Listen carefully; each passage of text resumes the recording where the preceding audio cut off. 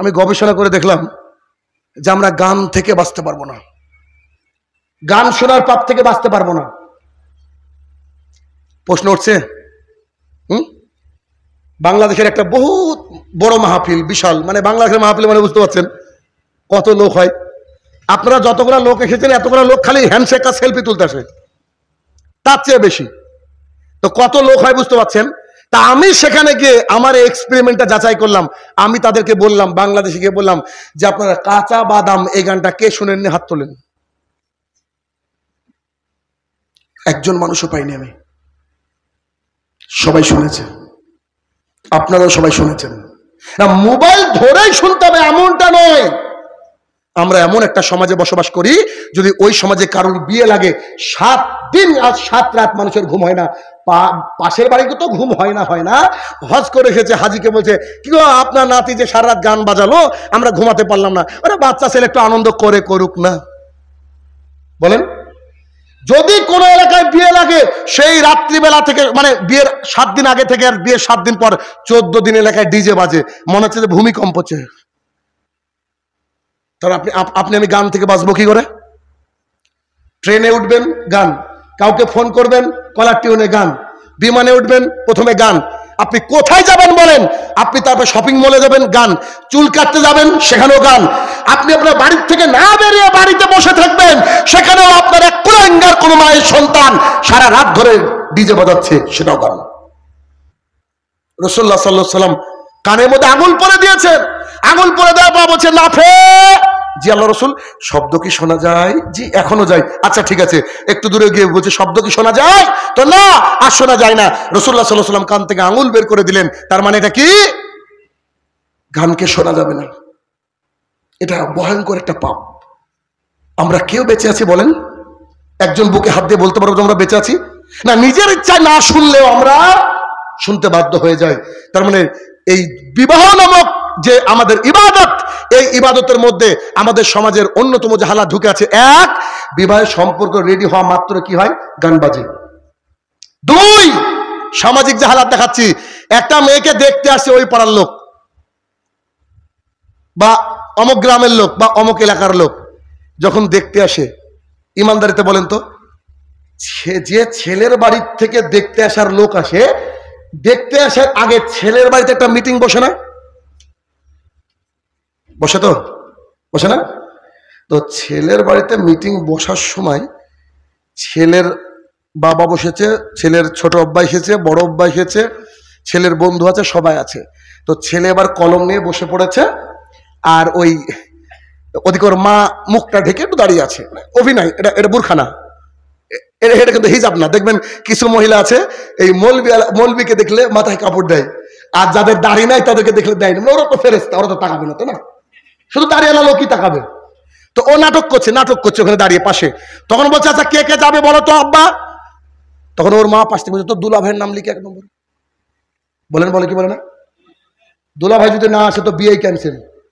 কি 1 নম্বরে দুলা ভাই, 2 নম্বরে ছেলের 2 জন বন্ধু, 3 নম্বরে পাড়ার একটা একেবারে বৃদ্ধ দাদু এক্সপার্ট। 4-5 জন গিয়ে মেয়েটার বাড়িতে যায়, মেয়েটাকে সামনে চেয়ারে বসায়। এবার নানান রকম প্রশ্ন করে। কেউ বলে একটু চুলটা দেখি, 1 গ্লাস পানি আনো, হেঁটে দেখি, মানে ঠিক করবো না কুরবানির আগে যেমন গরুর পশু কেনার জন্য আমরা করি, ঠিক তেমন করে একটা মহিলাকে দেখে।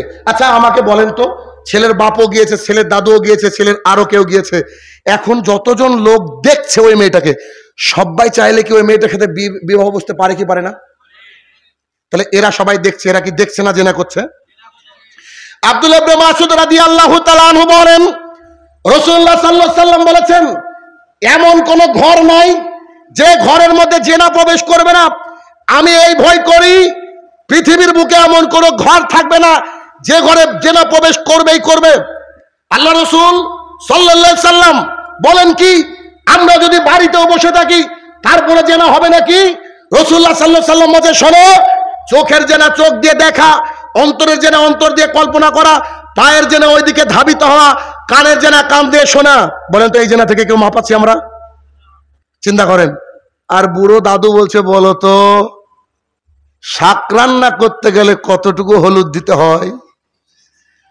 মেয়ে বলছে যে হলুদ যে কতটুকু দিতে হয় তা তো জানি না, আমার মা কোনোদিন আমাকে কিচেনে ঢুকতে দেয়নি। তখন দাদু বলছে তুমি নাকি MA পাস। দাদুর হিসাবই নাই যে MA পাস পর্যন্ত ওই শাক রান্না করা কোন স্কুলে শিখায় না।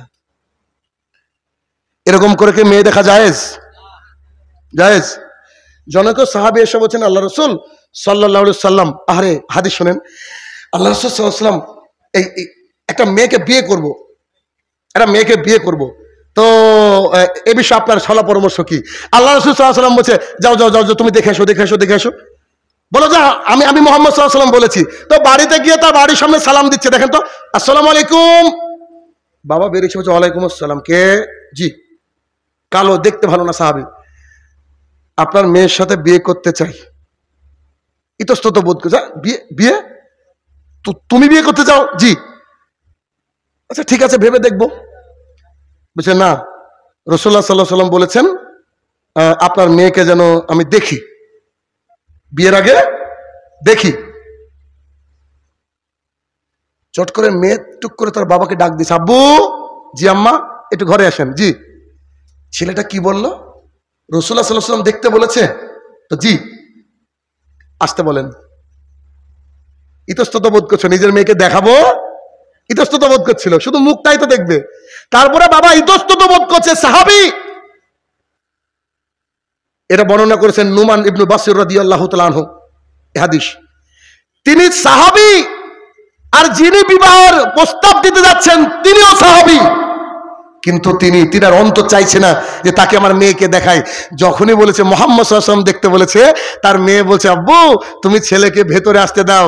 ছেলে যখন ভেতরে ঢুকছে তখন মেয়ে তাকে দেখে বলছে, শুনুন, যদি আল্লাহ রাসূল সাল্লাল্লাহু আলাইহি ওয়াসাল্লাম আপনাকে আমাকে দেখার অনুমতি দেয় তো আপনি দেখুন, আর যদি আপনি মিথ্যা কথা বলেন আল্লাহর দরবারে আমি বিচার দিয়ে রাখলাম। বাবা কাকে বলে, মেয়ে কাকে বলে দেখেন। আর আমাদের সমাজে কি, যদি বাই চান্স কোনো মেয়েকে হঠাৎ করে কোনো ছেলে দেখতে আসে তো প্রথমে বাবাকে তার বাড়ির মা ফোন করে তুমি কোথায় আছো গো? তো এই মোড়ের উপরে আছি, বাজারে আছি। তো কি ব্যাপার? তো মেয়েকে দেখতে আসবে কটায়? তো 4টে। আরে এখন 2টো বাজছে, 4টেতে আসবে, আগে বলেনি, হঠাৎ করে আসছে। তুমি মেয়েকে ফোন দাও তো, ফোন দাও তো।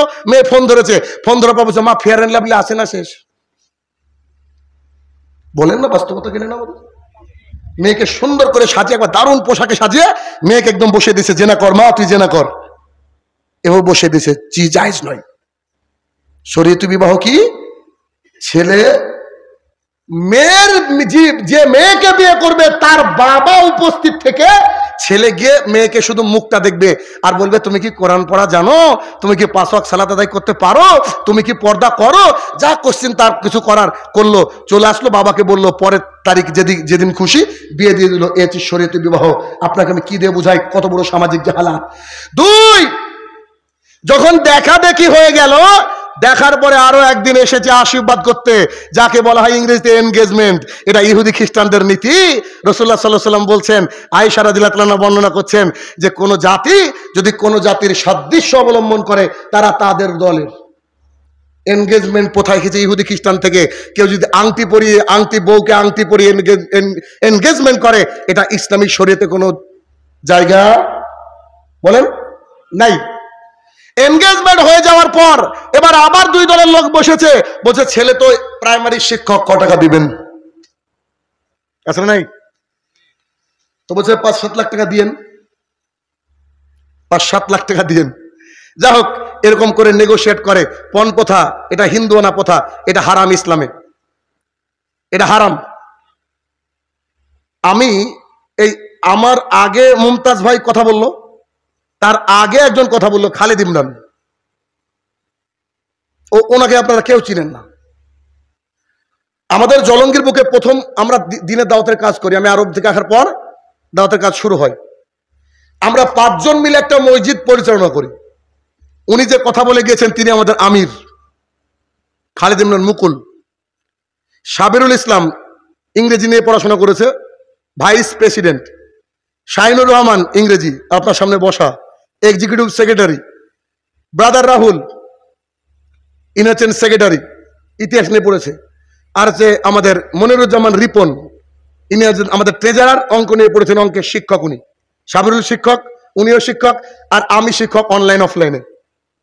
তো আমরা যে 5 জন মিলে এই যে মসজিদ পরিচালনা করি, এই মসজিদ আমাদের যে মসজিদের কথা বললাম, আপনি ফজরে গিয়ে দেখবেন একবার। তো এই যে মসজিদ আমরা পরিচালনা করি, তো আমরা পরিচালনা করতে গিয়ে হাজারো সমস্যা আমাদের উপরে চলে আসে, বুকের উপরে বুলডোজার চলে যায়। 5 জন আমরা যেদিন থেকে শুরু করেছি ইসরা, ইসলামিক সোশ্যাল রিফর্মার্স অ্যাসোসিয়েশন, ওদিন থেকে এভাবে টিকে আছি। কেউ এদিকে ওদিকে করতে পারেনি, কেউ এদিকে ওদিকে করতে পারেনি। ওই নীতির উপরে চলছি, ওই গতির উপরে চলছি, ওইভাবেই চলছি। আপনি যদি চান সমাজকে শুধরাতে, আপনাকে এভাবে চলতে হবে। কত বিয়ের বাড়িতে গিয়ে যে কত ঘটনা ঘটলো এই সামাজিক প্রথার বিরুদ্ধে কথা বলার জন্য, বিয়ে ভেঙে যাও উপক্রম পর্যন্ত হয়েছে, তবে আমরা কোনো কেয়ার করি না। আমরা মানবো কার কথা? আল্লাহ এবং আল্লাহ রাসূল সাল্লাল্লাহু আলাইহি ওয়াসাল্লামের কথা। তাতে যদি গোটা পৃথিবী একদিকে হয়ে যায়, আমি একা একদিকে থাকবো, এই টেন্ডেন্সি আপনাকে রাখতে হবে। রাজি আছেন না? তাহলে আপনাকে আল্লাহ তাআলা সাহায্য করবেন, আল্লাহ সুবহানাহু ওয়া তাআলা স্বয়ং আপনাকে সাহায্য করবেন।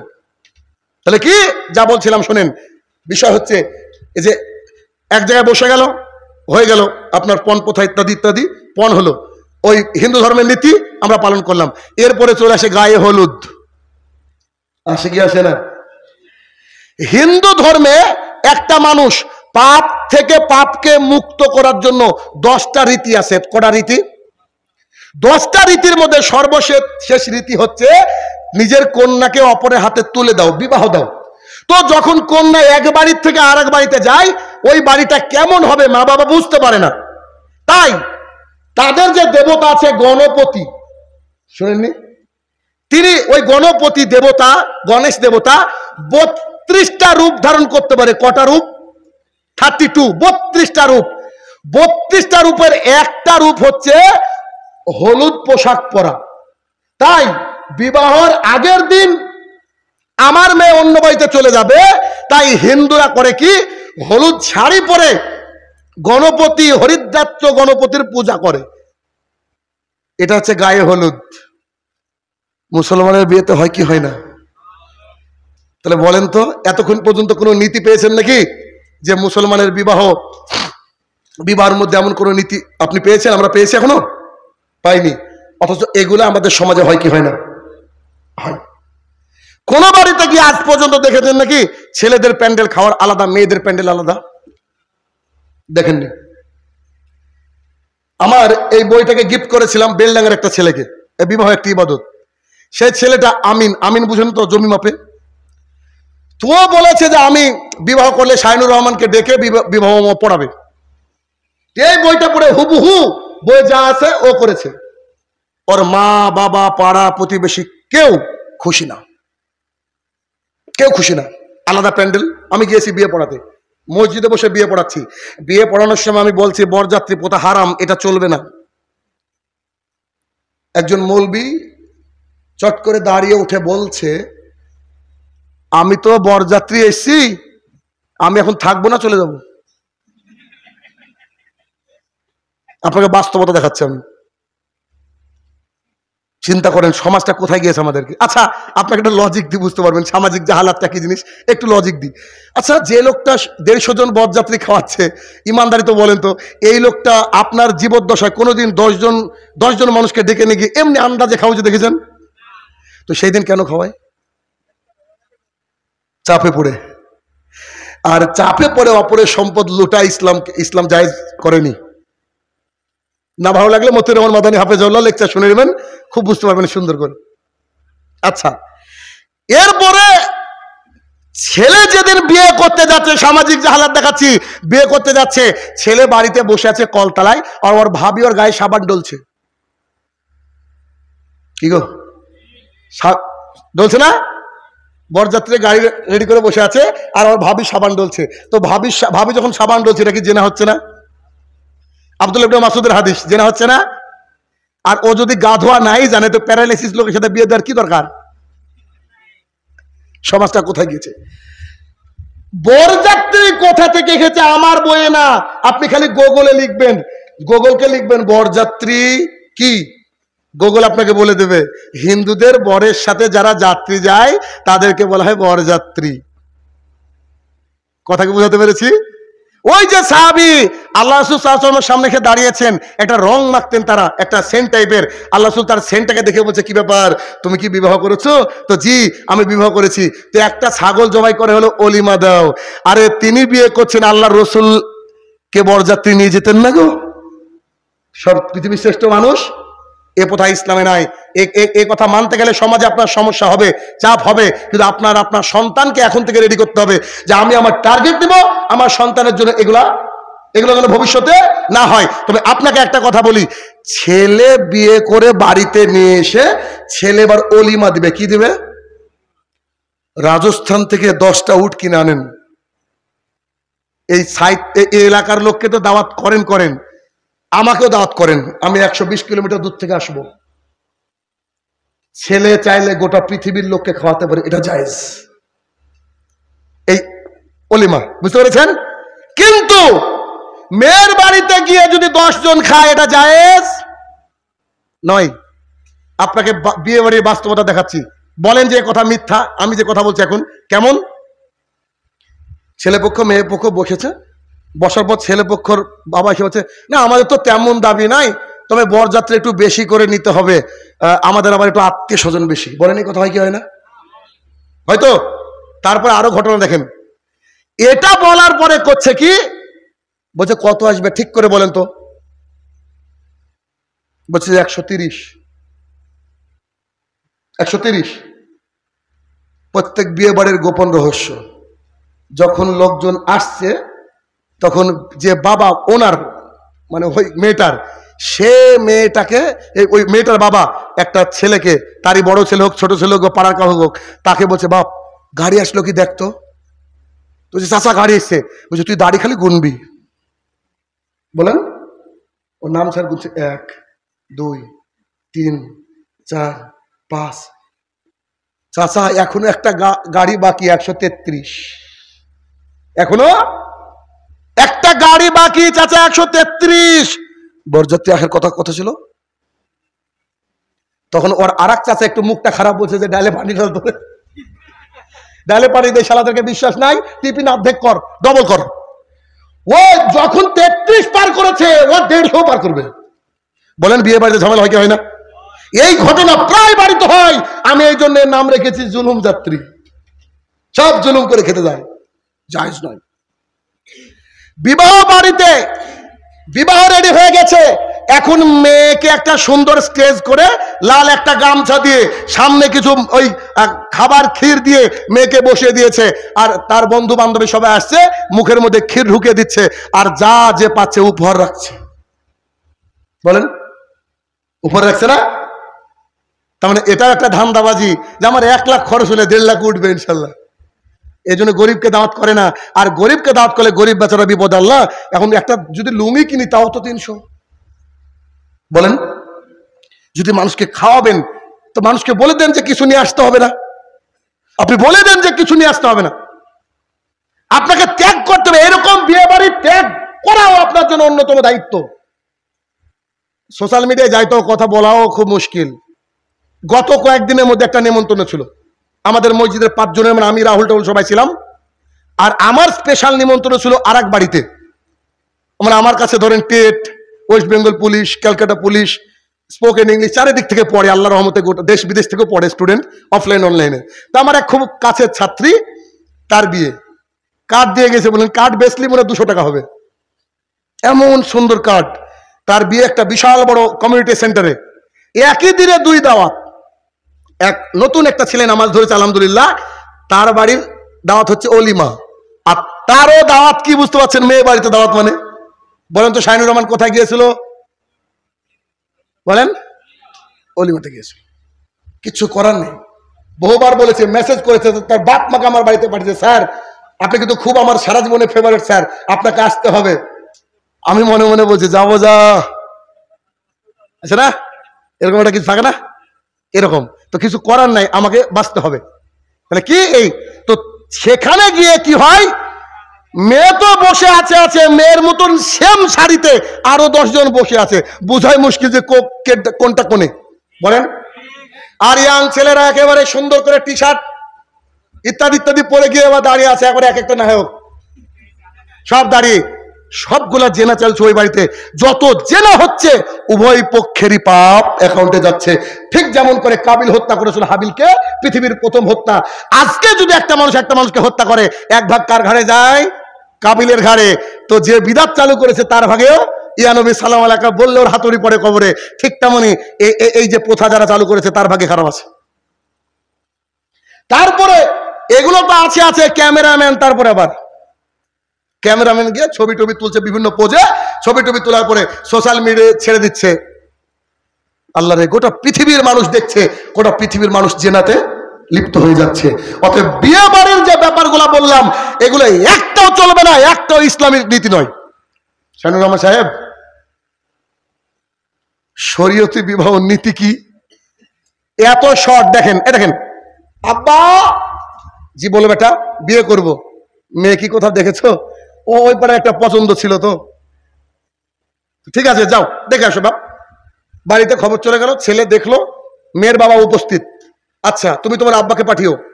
আপনার আব্বা গেল, ছেলের আব্বা গেল, বলছে দিনক্ষণ জি এই তারিখ, আচ্ছা ওকে, দিনক্ষণ ঠিক হয়ে গেল।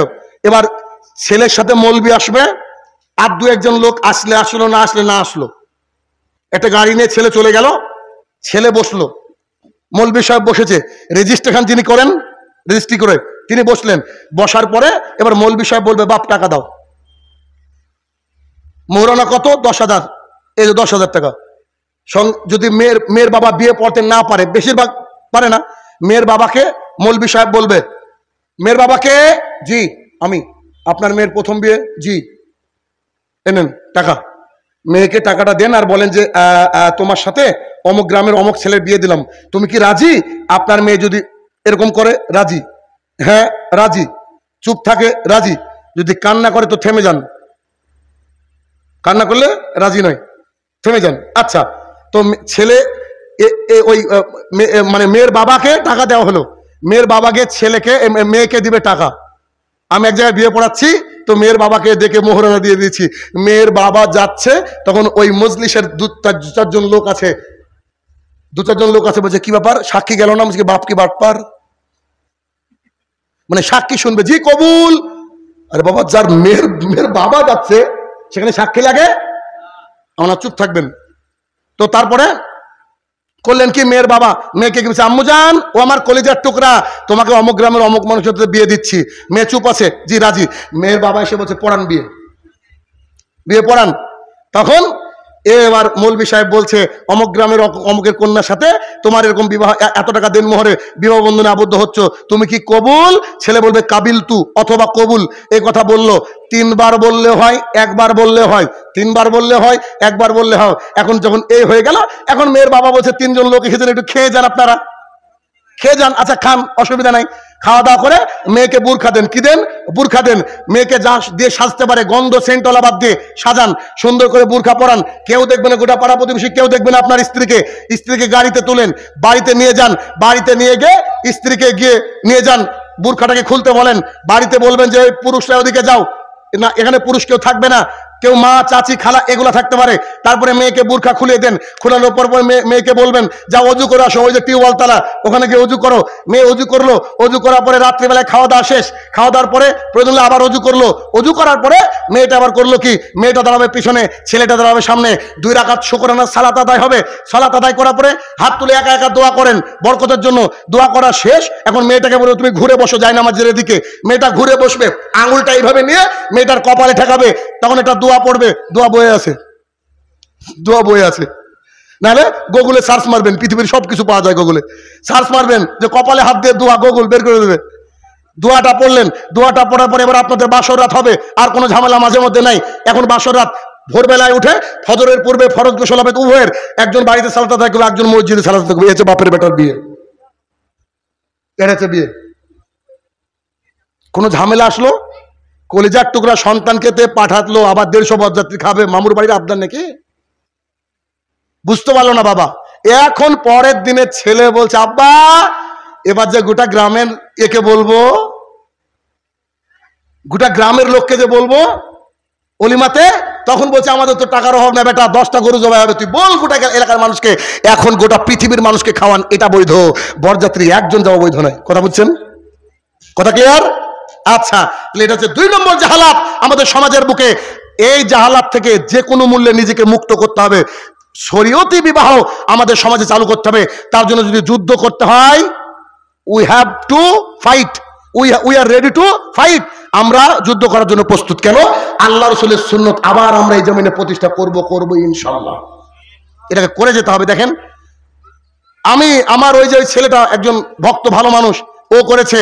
আপনি আমার বই পড়ে আপনি করবেন, আমার সন্তানের জন্য আমি করব, তবে তো সমাজটা সুন্দর হবে।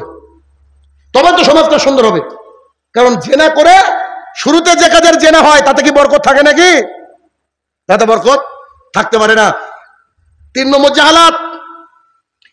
3 নম্বর জাহালাত হচ্ছে যে আমাদের সমাজের নারীরা একেবারে বেপর্দা ঘুরে, একেবারে শুরুতে যে হাদিসটা বলেছিলাম আনাস থেকে বর্ণিত রাদিয়াল্লাহু তাআলা আনহু, তিনি বলেছেন যে আয়ুর ফয়েল, মানুষের বিবেক তুলে নেওয়া হবে, ওয়াকসারুল জাহাল, মূর্খতাকে বর্ষণ করা হবে। এরপরে 3 নম্বর বাক্য বলেছেন যে ওয়াকসুরুজ জেনা, চারিদিকে জেনা বেড়ে যাবে। আব্দুল্লাহ ইবনে মাসউদ রাদিয়াল্লাহু তাআলা আনহু বলেন, রাসূলুল্লাহ সাল্লাল্লাহু আলাইহি ওয়াসাল্লাম বলেছেন, মহিলারা হচ্ছে ঢেকে রাখার বস্তু। ওরা যখন বাড়ির থেকে বেরায়, শয়তান তাদেরকে ক্ষিপ্ত করে, তাদের রূপ লালসা এটাকে মানুষকে দেখানোর জন্য। আপনার মেয়ে বাড়ির থেকে বেরিয়েছে, সুন্দর হয়ে বেরিয়েছে, কে ওকে বের করেছে? ওকে শয়তান বের করছে। বলছেন মুহাম্মদুর রাসূলুল্লাহ সাল্লাল্লাহু আলাইহি ওয়াসাল্লাম। আব্দুল্লাহ ইবনে আব্বাস রাদিয়াল্লাহু তাআলা আনহু বলেন, রাসূলুল্লাহ সাল্লাল্লাহু আলাইহি ওয়াসাল্লাম বলেছেন, আমি জান্নাতের দিকে তাকিয়ে দেখলাম শুধু গরিব মানুষ আর গরিব মানুষ। জানাব, জান্নাতের দিকে বেশিরভাগ মানুষই গরিব। আমি জাহান্নামের দিকে তাকিয়ে দেখলাম শুধু নারী আর নারী, নারী আর নারী। নারীদেরকে সাবধানতা অবলম্বন করতে হবে, নারীদেরকে পর্দার মধ্যে ঢুকাতে হবে। একটা সমাজকে যদি যুদ্ধ ছাড়া ধ্বংস করা যায়, তাহলে কিন্তু মহিলাদেরকে পোশাক খুলে নিলেই এটা সমাজ শেষ, এটা সমাজ শেষ।